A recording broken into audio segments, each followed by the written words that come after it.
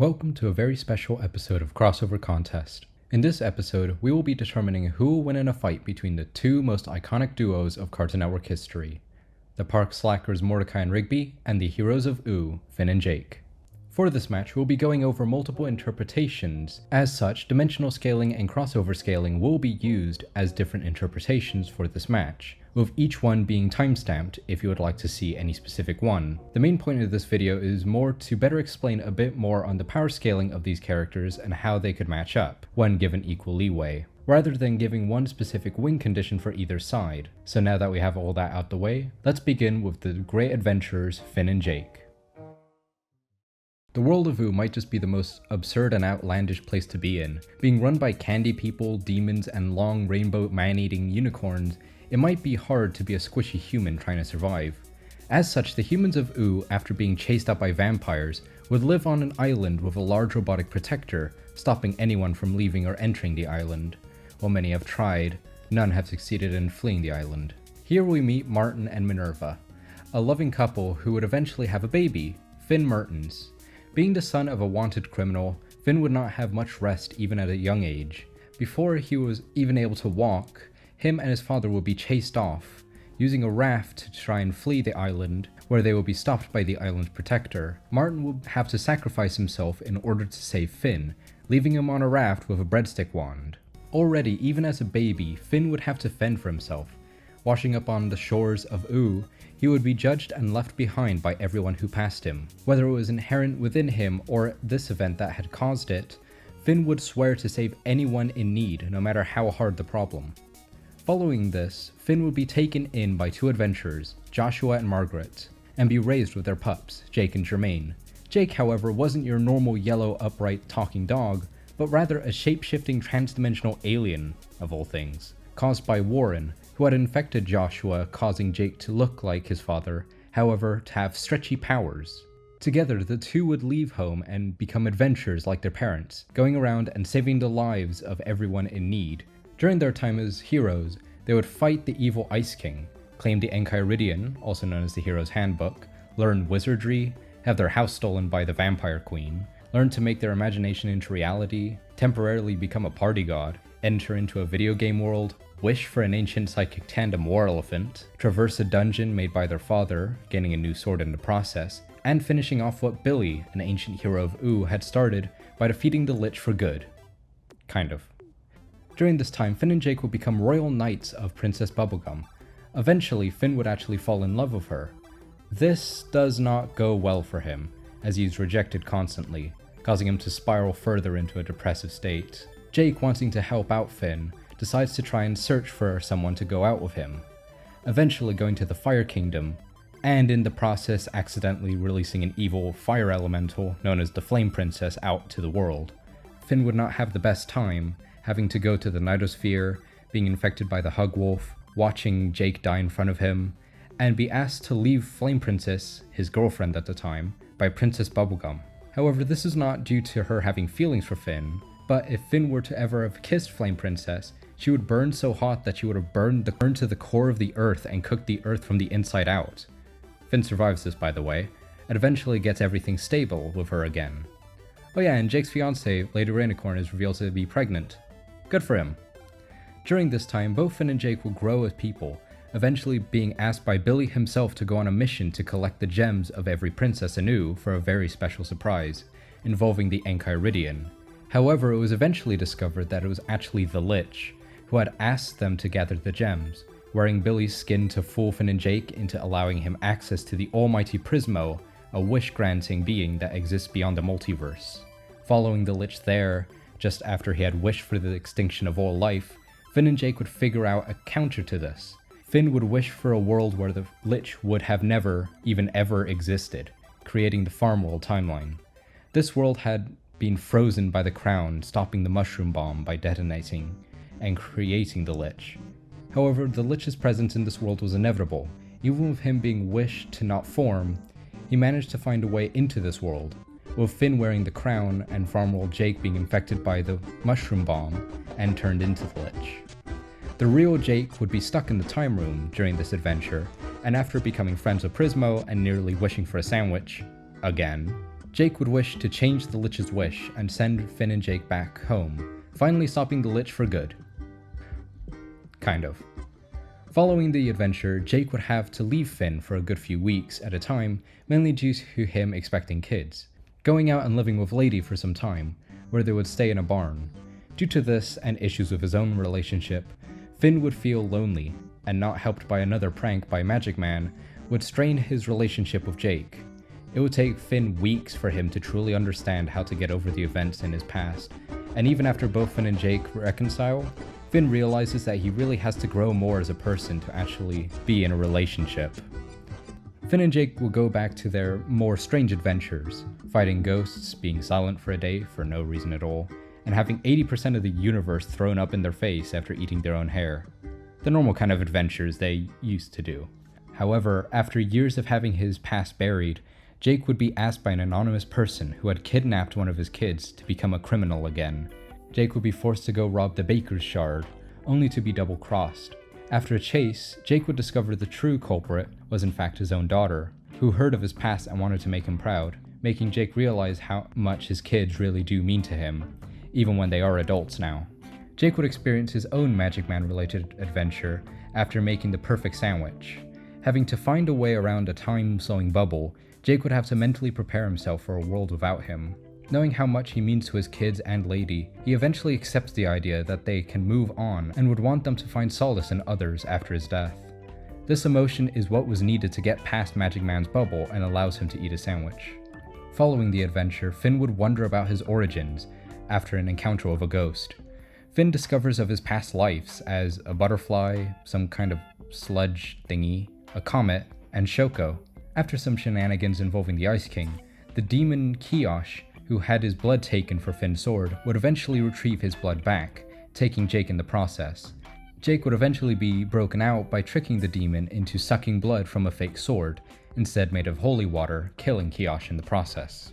Due to Finn losing his main sword, he would eventually go and try and find a new one, coming across a strange grass hut where he would actually get the grass sword, a cursed object that, after coming to terms with its inability to be removed, accepts it as a permanent attachment to his arm. Following the adventure, Finn would train with Rattleballs, perfecting his swordsmanship and learning of the horrors Princess Bubblegum used to commit. After wanting to follow in the footsteps of his hero Billy, Finn would continue to grow as a hero, eventually deciding to try and complete Billy's bucket list, where Billy, through the form of a constellation, explains where Finn's father is, causing him to go to Prismo, as he is currently in the citadel of a max security prison for cosmic criminals. Due to the strict requirements to enter the prison, Prismo gets the idea to temporarily be killed in order to help Finn get to prison and see his father. The plan backfires, however, with the Lich, who had been inanimate since his last encounter, takes the opportunity to kill Prismo, permanently causing him to be sent to the Citadel, where his corruption breaks out the rest of the prisoners inside, including Martin. However, instead of him being some kind of space warden, he was a prisoner himself, who, after being saved by Finn, leaves immediately, escaping through a wormhole. Finn, not wanting him to leave, uses his grass sword to hold onto him. However, the force was too much, causing his arm to be torn off. This betrayal and death of Prismo caused Finn and Jake to reach a massive low point. Finn's rage caused him to form a psychic hand that pulled the matter around him to make a tower into space, all to punch Martin in the face. After Finn makes it onto a ship, thinking he had taken his revenge, instead on a fake Martin, Finn realizes how meaningless it was to seek revenge. Following a string of bad relationships with multiple princesses, Finn would eventually meet Breezy, who would give back his arm, bringing him back to his senses and helping with his trauma. Jake, however, would spiral further and further into himself, literally, as he would stretch down into himself where, by the end, he would literally have to manually stretch himself back out of the state that he was in, helping in his recovery. However, something was off. After Jake had eaten the last of Prismo's pickles, the two would be transported to a strange geometric world, as he would see visions of Prismo on the walls. During this, a plan involving time travel will be used to place a version of Jake back in the old man's place, making Prismo to be born again, and for a version of Finn to be transformed into a new sword, after his old one was ripped off. Even after this event, Jake would spend some time by himself, living as a brick and venting his thoughts about his life. After returning back, Finn and Jake would experience some more adventures, fighting eldritch beings, watching Martin be unmade, learning of Finn's origins, stopping the Vampire King, fixing mistakes in the Farmworld timeline, learning to live without sight, becoming immune to electricity, and finally getting over Flame Princess. Following these adventures, Finn would lose his sword to Bandit Princess, who would cause the consciousness inside to be badly injured. The broken sword would be fused with the remains of the grass sword to form a being known as Fern. After the adventure, Finn would discover more on his origins, and the existence of humans possibly existing elsewhere in the world. Setting off on an adventure, Finn would meet the last remaining bits of what humanity had become after a deadly disease, where Finn would be confronted with a robotic model of his mother, following her wishes to save the rest of the humans. While Finn and Jake were off on their adventure, however, the fire, ice, slime, and candy elements would be brought in a magic spell, causing the Land of Ooo to split into 4 sections, turning all living beings inside their domain into their element. Upon returning, Finn and Jake would have to fight off the insane mental control caused by merely being within the areas of the elementals, slowly losing themselves in the process. But after bringing the 4 princesses' gems, and with the anti-elemental power of Lumpy Space Princess, the Land of Ooo would be reverted back to normal. I mean, Jake's blue now, and a bunch of Princess Bubblegum's relatives, I guess, are now back. So, following the events caused the world to slowly break apart, with a massive war being now on the horizon. Gumball, who built an army to fight against Princess Bubblegum, enlists Fern onto his side. As this is happening, Jake would learn more on his alien heritage, meeting Warren, who sends Jake off to his planet and shows off how good he is. Falling into Warren's trap, Jake would have his stretchiness siphoned off of him. Jake steals back his powers and throws his dad into a black hole, now stuck in the middle of space. Finn, after a good few weeks, is asked by Joshua to try and figure out where Jake might be. After a brief trip to Mars, and with the help of Magic Woman and Normal Man, uses an ancient Martian device that goes through people's mind to bring Jake back. The plan, while successful in bringing Jake back, also gives Betty the idea to use the power of Golb to bring back the Ice King. And so the day of the war occurs. Princess Bubblegum and Gumball are about to fight, only for Finn to send them all into a dream world, with them all solving their problems within the dream world. However, after the fighting is solved, in the sky, Betty uses Maja to try and tap into the power of Golb, unintentionally causing him to appear. Golb distorts the world around him and single-handedly fends off both sides of the war. Finn, Ice King, and Betty enter Golb, however are unable to do anything, due to his overwhelming power. However, due to Golb being a being of pure chaos and disorder, the people of Ooo are temporarily able to make a hole out of Golb to free the group by singing. Finn and Simon leave Betty before they are rewound out of existence. However, Betty stays, discovering the crown has had its one wish reverted, now meaning that Betty is able to make a wish. Wishing to keep Simon safe, Betty would merge with Golb, saving the day. With the war now over, Finn and Jake recollect over everything that has happened, knowing their adventure would never end. Until...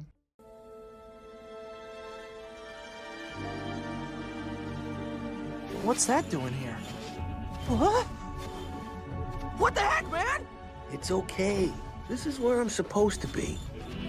No, that is not what's supposed to be. We're supposed to eat the 50 flavored ice cream together. Bye, Finn. Jake!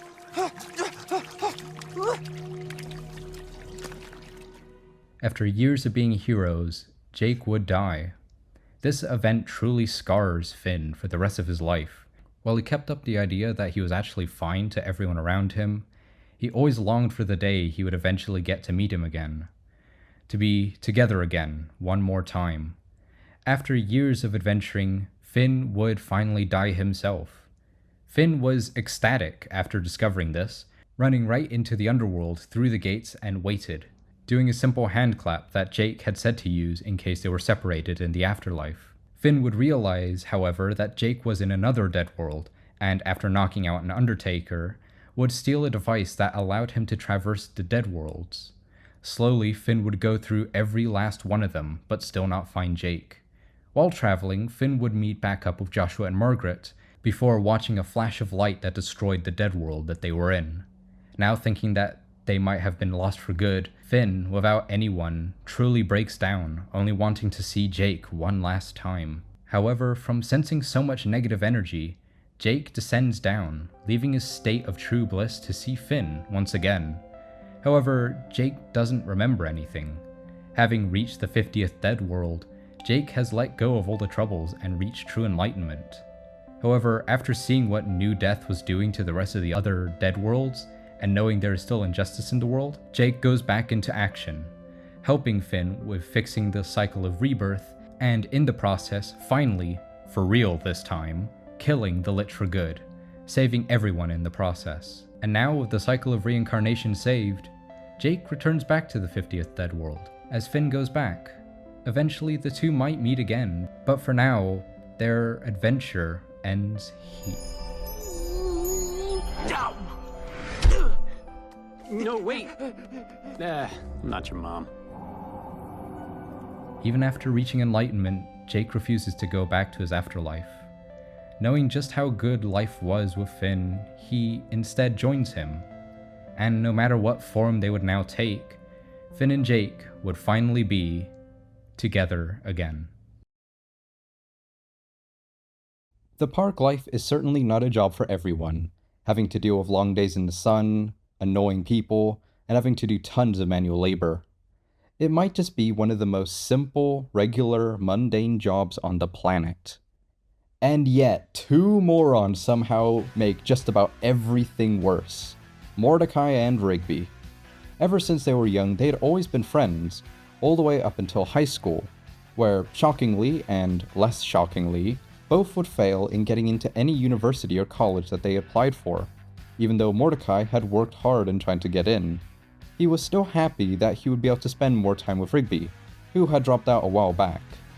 Due to their lack of literally any kind of higher education, both would find jobs at the park.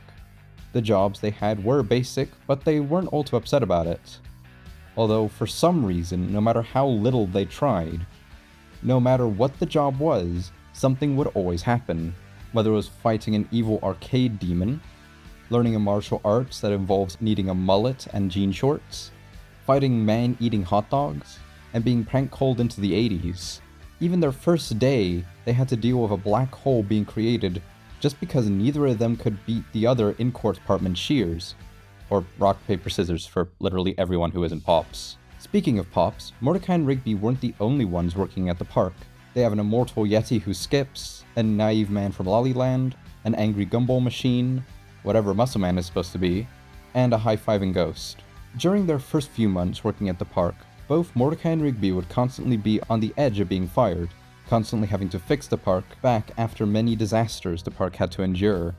Mainly due to their antics, but During their time in the park, Mordecai would try his best to impress Margaret, even if she already had a boyfriend during the time. Mordecai would do a lot to try and get with her, even going as far as working overtime to try and get tickets to a band he hated, or the time when he got both him and Rigby to make a band even though they had no experience making music. Luckily, their future selves were there to help them out. Oh yeah, time travel is incredibly common within the series. Just really weird. Their future selves would help them in winning the contest. However, after realizing that their future selves were faking their performance, they decided to try and make their own future, regardless of what others would think. While the plan did still work, Margaret was still in a relationship during the time. Yeah, Mordecai doesn't beat the simp allegations, especially after he literally kills Rigby just because he was gonna go out with Margaret. Granted, time did reset, so everything's fine. After this, both go back to their usual adventures, which does involve breaking their best friend's leg, killing 2 people, and tearing the fabric of reality for a solid. But don't worry, they rescued a group of 4 baby ducks, who will be important later. Oh yeah, the ducks also killed someone, but we don't really talk about that either. The two would better integrate with the rest of the park during this time, learning more about everyone, spending the day with Muscle Man, learning more about Skips' past, and more on Benson's past stick hockey and drumming career. Mordecai, however, eventually messes up again, accidentally butt-dialing Margaret a song about him confessing his love to her. Margaret doesn't seem all too weird about it, and the two actually become closer, eventually leading to the two going out on a date, where Mordecai finally kisses Margaret, only to ruin the moment due to his bad breath. Luckily, using a time machine Rigby had bought, The two go back in time to stop Mordecai's past self from kissing Margaret, and alter the past, eventually causing future Mordecai to now be the one in the same situation where the previous Mordecai was. However, he still decides to postpone the kiss for later, although his timing wasn't the best considering literally the next day the park gets attacked, with it being destroyed in order to make a freeway, going 2 months into the future and fight the contractor, only for it to be revealed to be Garrett Bobby Ferguson Jr., the son of one of the people Mordecai and Rigby had killed, and that the highway that they were making was a highway through hell, bringing all their old enemies back. After a really climactic battle, eventually the day is saved by the new intern Thomas, who signs the contract to get back the park. After such a long time had passed, Rigby would try and force Mordecai to try and finally make Mordecai kiss Margaret, after everything that happened prior. However, due to the last time he kissed Margaret, he takes way too many breath mints, and in the process freezes over the entire park. With only a few minutes left before Mordecai loses the bet, Margaret actually waits till the time passes up, intentionally trying to get Mordecai to lose the bet. But still, she says how she actually enjoyed the date and wanted to go on one later on. Mordecai does get a second chance later on though, after nearly losing his phone due to a bunch of people who utterly despise phones for some reason, and leaving Margaret at the airport to go see one of her friends. This eventually leads to them actually going on a full proper date, where a bunch of meteors nearly trap them for eternity, where a bunch of asteroids nearly trap them in the friend zone, which is like a weird 2D disc. Granted, they kind of just break out almost immediately just by kissing. Now with both Mordecai and Margaret now properly dating, Mordecai would eventually meet up with Margaret's father, who, during a barbecue, will challenge him to a Man in Bowl contest. In doing so, he had to fly up on a helicopter all the way up into the sky and fall all the way down into a swimming pool. Both Mordecai and Margaret's father eventually make up during the time of them falling, where they end up being in a cast for about 6 months. While this happens, Pops actually gains a bunch of strange money from an unknown individual. These are Amadeus dollars, and they're used as sort of like a coupon for this incredibly fancy restaurant. However, after showing the money, the FBI immediately contains everyone in the park, where it's discovered that the people who actually created the money are actually an incredibly powerful crime syndicate, where it's later revealed that these were actually the people of the Capicola gang, basically just the FNAF characters that they killed like a couple seasons ago, which they didn't actually beat. However, the entire thing backfires. Even while they're still in a shootout, Mordecai eventually asks out Margaret, asking if she wants to be his girlfriend. However, during this time, it's revealed that Margaret had actually gone and got an acceptance letter from her dream university. Having made her decision, she tells Mordecai how she can't really be together, causing her to run out of the restaurant. Mordecai is devastated and spends the entire next episode trying to actually get back to how he was before,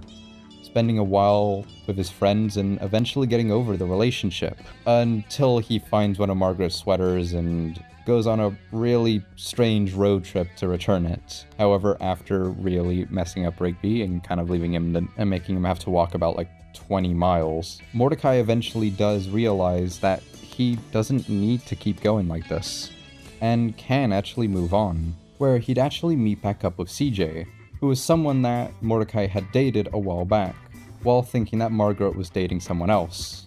However, like before, accidentally sends a message to CJ, where, after nearly meeting up with a person named Yuji to try and stop this entire thing from happening, and being sucked into a phone for a second time, the two would actually properly go out with one another.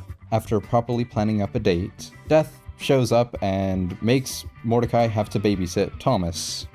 Not the Thomas from like the previous episode, this is a different Thomas. Now with Mordecai and CJ properly hanging out, they both realized that they hadn't actually gone on a proper date, with Rigby and Eileen acting as wingmen. However, because Mordecai had used a very old dating site, he was still followed by the creator of the site, who did everything he can to try and keep Mordecai outside of the date, so that he can keep all of his money, because apparently he was the last and only customer. This eventually ends up with him literally shooting a bazooka directly at CJ, which Mordecai blocks. However, in the ensuing explosion, the original pendant that Mordecai was going to give CJ would eventually meld into a heart, being the perfect gift for CJ.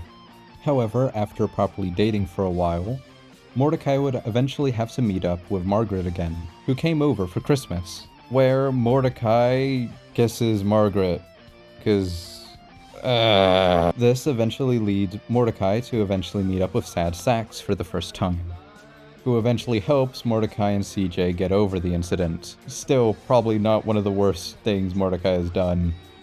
It gets worse from here.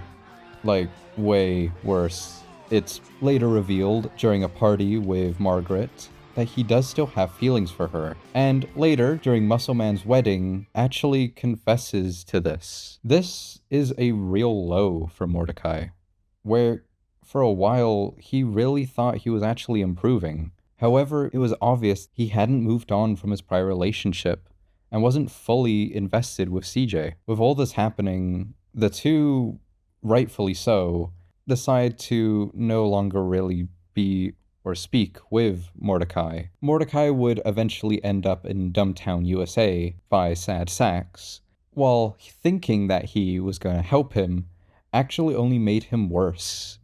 Rigby, being the bro that he was, went over there to help Mordecai and actually get him back on track. However, in the process, actually making Eileen and Rigby's relationship slightly more strained, because Rigby had to be dumped in order to actually go to Dumbtown. After all the relationship trauma had finally passed, the entire park was put under a dome, where Maylard, the owner of the park, had said that there was a contract that actually explicitly said how the dome was going to be added. However, Benson, being probably one of the best managers in fiction, eventually discovers that he had lied and changed the date on the document, eventually figuring out what the dome experiment actually was. Completely unintentionally, because he was entirely doing this just to prove Maylard wrong. After leaving the dome, Rigby would do a lot to try and improve himself, going all the way out to China with Benson to learn a bit more about the world, properly going out with Eileen, and properly graduating. However, due to the dome experiment actually being a weird ploy to eventually lead the park up into space, where it would be discovered that Pops was actually part of the creator of the universe, being a force of creation alongside his counterpart, Anti-Pops. During this time, Pops would have to learn how to actually become a lot stronger, eventually being taught by Earl, who explains how the universe has reset multiple times over, and that Pops and Anti-Pops' clash will reset the universe again. As such, the park gang does everything they can to try and help Pops, having him go through a montage and meeting up with the Seer, who has seen the entire universe play out multiple times. Eventually, Pops does have to fight Anti-Pops, even though he's very against it. Although they are able to convince him that this is the right thing to do. So, knowing that the fight will happen on Lollyland, they set up a trap to try and defeat Anti-Pops. The trap does not do anything, and eventually leads to a full-on battle. However, due to Anti-Pops being incredibly powerful, they eventually get erased out of existence. Now, with just Mordecai and Rigby left, they have the plan to use one of their spaceships to fly in between the collision of the two punches, ejecting right before...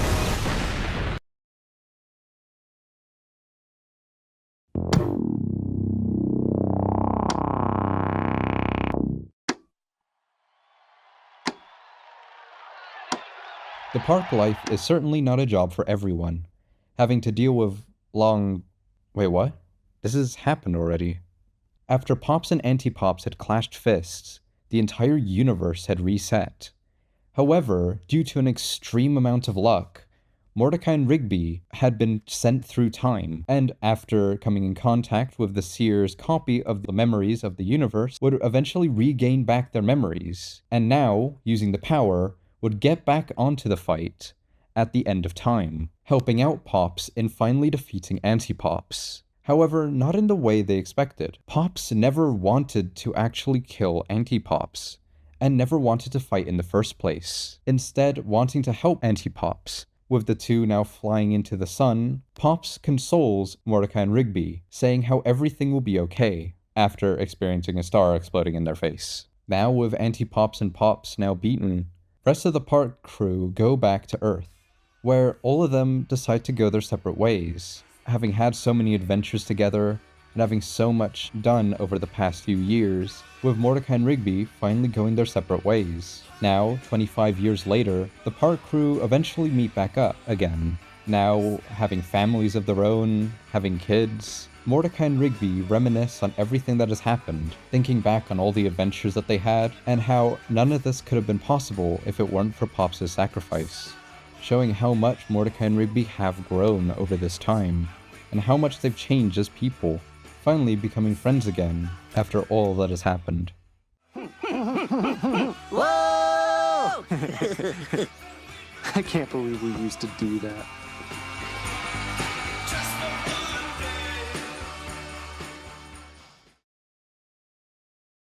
Now that we have all the character rundowns out the way, we can finally start talking about who wins in a fight. This section will be split up into multiple parts with different interpretations of the match being used. Starting with their lower end, Finn and Jake are way stronger, being able to physically power a machine that could flip over the land of Ooo, being around mountain level. In comparison, Mordecai and Rigby end up being around town level with their Death Kwon Do. Both are also pretty comfortably around the same level of speed, being able to dodge sound waves, bazookas, lightning, and lasers. Both should be around equal for speed. However, their durability is actually swapped around, with Mordecai and Rigby being way more durable, taking multiple town-level explosions point blank, surviving antimatter, and taking a blast that completely dissipated a snowstorm, making them way stronger than what Finn and Jake could endure. However, we can say that due to both characters being able to take hits from and being able to harm characters at their own level, both their strength and durability should be about equal, giving Mordecai and Rigby the edge in strength and durability. However, they aren't too far off, and with Finn and Jake's better competence in fighting alongside Finn's swords and Jake's stretchiness, they easily take this category. That's one win for Finn and Jake. Now let's look at what both characters can do when we scale them to other characters, and give them their more absurd feats. Starting again with their stats, there is a huge divide. While Finn and Jake scale to Billy fighting an evil ocean, Mordecai and Rigby could punch Clorgbane out of the solar system. Finn and Jake could be entities so powerful that they could cut planets into pieces, yet Mordecai and Rigby scale the characters that could punch solar systems into existence. Finn and Jake can take supernovas and entire dead worlds blowing up in their face, while Mordecai and Rigby can make black holes larger than Saturn with their coolness alone. I should mention that while both were able to survive black holes, Mordecai and Rigby's was much larger. Similarly, they were both able to fight characters who were able to change day to night. Looking at their speed, it doesn't get much better for Finn and Jake. They can react to things while traveling from Mars to Earth, and if we use their higher interpretations, they scale to Warren flying all the way to a black hole, and Gunther shooting a beam to a distant nebula. On the other hand, Mordecai and Rigby scale to Clorgbane, flying from the outside of the solar system, and their basketball powers should be able to do the same. With their higher interpretations, they scale to galaxy-wide swords and spacecrafts that can travel the universe in mere moments, giving a point for Mordecai and Rigby. Now let's see their real high interpretations. And Mordecai and Rigby easily win this, having multiple objects and abilities that can outright alter or destroy the universe, such as the power, solids, and the coolness black hole. However, they should be about equal for speed, scaling to Benson piloting a ship that can go infinitely fast, and go so fast that it can go back in time through speed alone. Or like the time how Mordecai and Rigby could pilot their own ships outside of the flow of time entirely, similar to how Finn and Jake could fight primordials, who existed before time. Their more interesting scaling actually comes from their durability. Finn and Jake were once able to take the entire universe being thrown up into their face. Using the map of the universe given in another episode, the amount of time the throw up had to take to fix the universe back, then they'd have to take enough energy to destroy multiple galaxies. If we assume that the universe is actually the same size as our own universe, rather than the map given, Finn and Jake could take a hit so powerful that it could destroy the entire universe 33 billion times over. Now let's compare this to Mordecai and Rigby, who can take the destruction of Lollyland. Now this isn't any ordinary planet, as it survived multiple universal resets, happening in close proximity to the planet, as it's the fighting place for Pops and Anti-Pops' battles, alongside the fact that the planet is actually incredibly massive, being larger than a star. During Pops and Anti-Pops' battles, Antipops was able to fire a blast at the planet long enough to destroy it, considering the size of the planet relative to Pops and Antipops, alongside the fact that barely any damage actually happened to the planet after a universal reset. The amount of energy Mordecai and Rigby would be taking surviving the destruction of the planet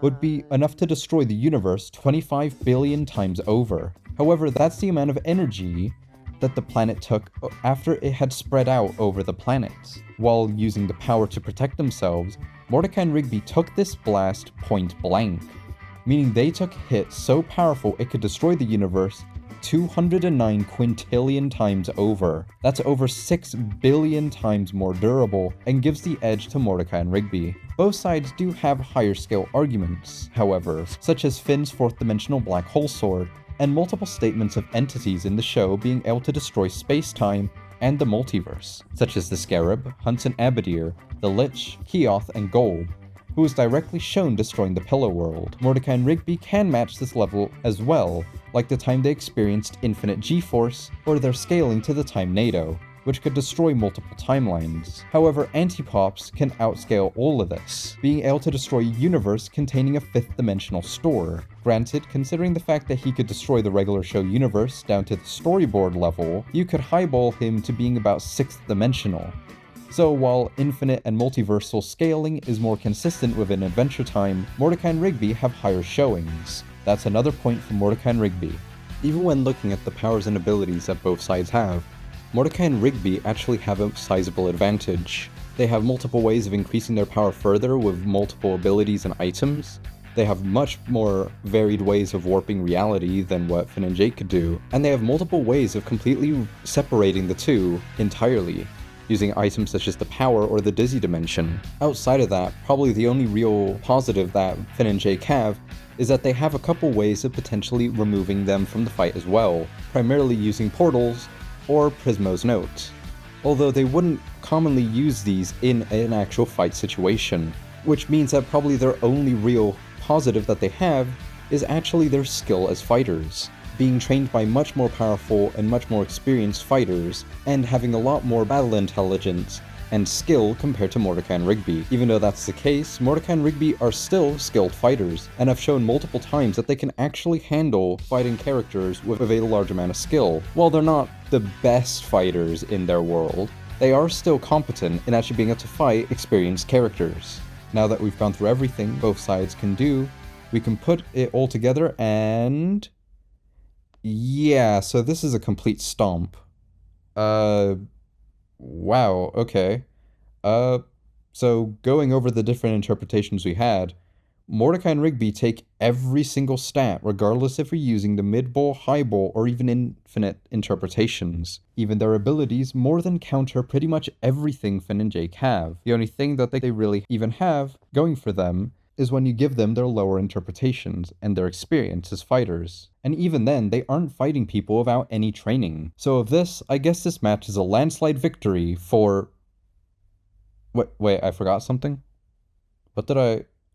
well, using the comic scaling is incredibly divisive, considering it is considered not canon to the main TV show. However, in the spirit of finding out who wins regardless of interpretation, we're going to go over the more complex lore and scaling found within the comics.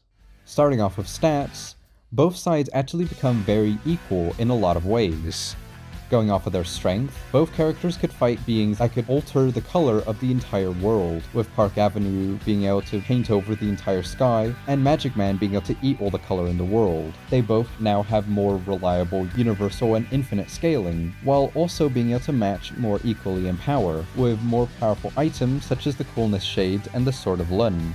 Now that we're going through the comic scaling, I should probably explain a bit more why the hacks and abilities that both sides have actually do counter and negate certain things, now with the new items and powers that were given during the comics. Already, Mordecai and Rigby still have their advantages from before, primarily with their basketball powers and Death Kwon Do, which can increase all their stats. They also have ways of increasing their strength or speed, specifically using the Fists of Justice, Pleiko Arm Boy, Stopwatch, or Double Glazed Apple Fritters. They also have ways of completely removing one of the characters from the fight.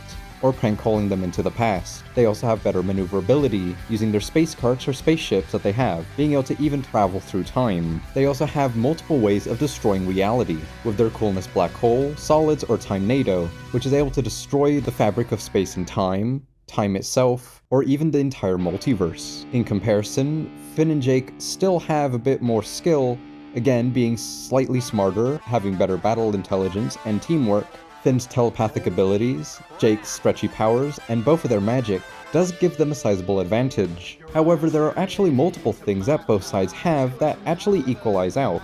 While Mordecai and Rigby have Brain Max, which can increase their intelligence further, Finn has the Glasses of Nerdicon, which is able to increase his intelligence to a similar degree. Both of them have also shown that they have time machines. While Mordecai and Rigby have more, the one that Finn and Jake have is a lot more consistent, and actually ignores a lot of the paradoxes that would be created by time traveling. Similarly, both characters have resisted reality warping effects, primarily with Mordecai and Rigby resisting the time-nado and timeline erasure, similar to how Finn was able to survive being unwound out of existence by gold.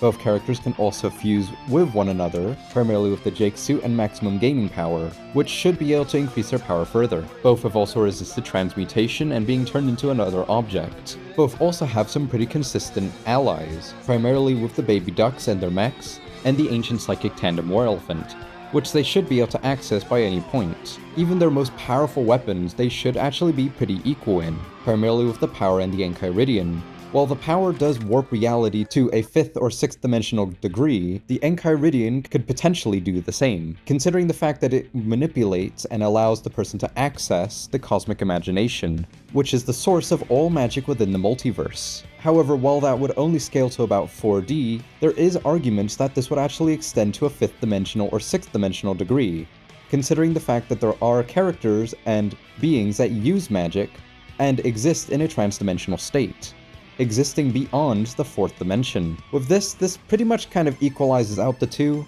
as they are both able to manipulate the universe to an incredibly powerful degree. Technically, the power would be slightly stronger based off of the scaling, however the Enchiridion is narratively superior in certain ways. However, the Enchiridion has also never been used to actually fight any opponent in the show, while the power has been used in multiple ways and is actually a lot more consistent with what Mordecai and Rigby have actually been able to do with it. With this, I will say that they're about equal in terms of their power. Another major part of this fight is actually that multiple of their powers and abilities are actually able to be countered by other things that the characters have. While Mordecai and Rigby have shown the ability to summon video game characters in real life, Finn and Jake have a video game cheat code combo that they can use in real life. While Mordecai has breath mints that are able to freeze over the entire part, both Finn and Jake have shown the ability to survive freezing. Similarly, while Finn and Jake have ninja ice magic, Mordecai and Rigby have also shown the ability to survive freezing solid. While Mordecai and Rigby can make their imagination into reality, Finn and Jake actually have an imagination turn-off switch, which would be able to completely remove this effect from both characters. Finn and Jake have Nightmare Juice, which should be able to transport the fight into a completely neutral zone. However, with Mordecai and Rigby's Dizzy World and No Rules Zone, they should be able to negate this power, and actually have their own separate dimension that is far more powerful, being able to actually physically affect Finn and Jake, unlike the Nightmare Juice, which isn't actually able to affect their physical bodies. Similarly, while Finn and Jake have a Bubble Blower, which is able to blow 4th dimensional bubbles, Mordecai and Rigby's Coolness Black Hole and Rock Paper Scissors Black Hole work on a much larger scale. While they are able to turn off their imagination, Mordecai and Rigby are able to warp reality in multiple ways. They're also able to use poetry and rapping to make things into existence. Lastly, while Finn and Jake have multiple ways of being able to remove Mordecai and Rigby from the fight, using their Nidosphere and Deadworld portals, the Porcelain Lamb to remove them to a spiritual plane, and the Hole which could transport them to another universe entirely, Mordecai and Rigby have the ability to select the level and leave the media that they're in, allowing them to be able to negate and leave and end up back into the fight whenever they want. However, probably the most powerful ability that Mordecai and Rigby have, which can't really be countered by anything Finn and Jake have, is their survivability. During the comics, Mordecai and Rigby are granted multiple wishes by a genie, which gives them unlimited hit points and unlimited lives. This ability single-handedly gives them survivability over anything that Finn and Jake have. Not to mention, even in their base shows, they have shown the ability to rise from the dead. Not to mention, they theoretically could just come back whenever they want, considering their multiple interactions with Death himself. While there are a couple items that theoretically could be able to put down Mordecai and Rigby, they're not too consistent. While they could theoretically use the primordial ooze in order to completely fundamentally erase them from existence, this would probably not work, considering the fact that Mordecai and Rigby have survived timeline erasure and resisted the Time NATO, which could do basically the same thing. Similarly, Billy's Gauntlet, which would have been able to kill the Lich, being an entity that exists beyond the concept of death, would still not be powerful enough to actually physically overpower or kill Mordecai and Rigby, giving Mordecai and Rigby multiple advantages, giving them better hacks, abilities, arsenal, and survivability, while Finn and Jake still get skill, giving another point to Mordecai and Rigby. Although there is a way to get them even more powerful. If we look through both franchises, we get more information on how both their multiverses operate. While this definitely is a highball and isn't all too consistent, you are able to scale both of them to having a Type 3 multiverse. As mentioned in the Adventure Time comics, it is mentioned multiple times the existence of infinite dimensions, and that the world uses the many worlds interpretation of the multiverse, saying that every possible option creates an entirely new universe. This, alongside the two multi-page explanations of what Hilbert space is, it's pretty safe to say that this is a reasonable interpretation. Similarly, Mordecai and Rigby also have the same in their universe, where in their show they actually showcase the existence of higher dimensions, and the existence of the many world interpretation of the multiverse. While it's never outright said, it is highly implied that this is actually the case. And luckily, the characters do actually scale to the destruction of it. Finn scales to Hunt and Abadir, making him able to scale to his own cosmology. Not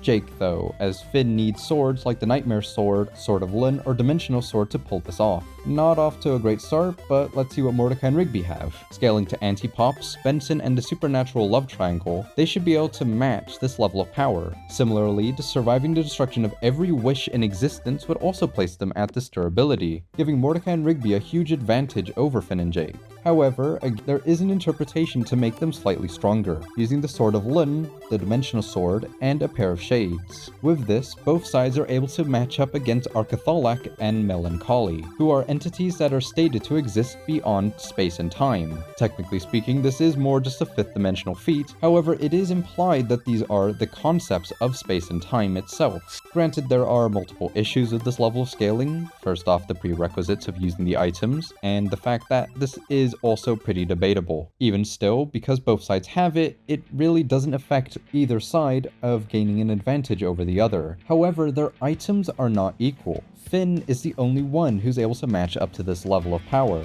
with the Sword of Lyn, while Jake doesn't have anything to be able to match up to this. Finn would have to be fighting two people who could match a similar level of power to him. Granted, the sword should be stronger than the shades, but even then, there is another issue Finn has to overcome, mainly the lack of protection that the sword requires, as if the user were to ever be harmed wielding the sword, the power is removed, meaning Mordecai and Rigby both have a way of taking away the power of their sword. To be fair, Finn also possesses the Dimensional Sword, which could harm equally powerful entities, however to a much lower level, more similar to the level of the Shades. This is also without mentioning the fact that the Supernatural Love Triangle, Chaos Entity, Antipops, and by extension the Power, are all narratively superior to Melancholy, similar to how entities such as the Scarab and Golb are narratively superior to Arkathalak, placing both Mordecai and Rigby plus Finn at this level of durability, with again Jake being left out, still giving Mordecai and Rigby the advantage and the last point going in Mordecai and Rigby's favor,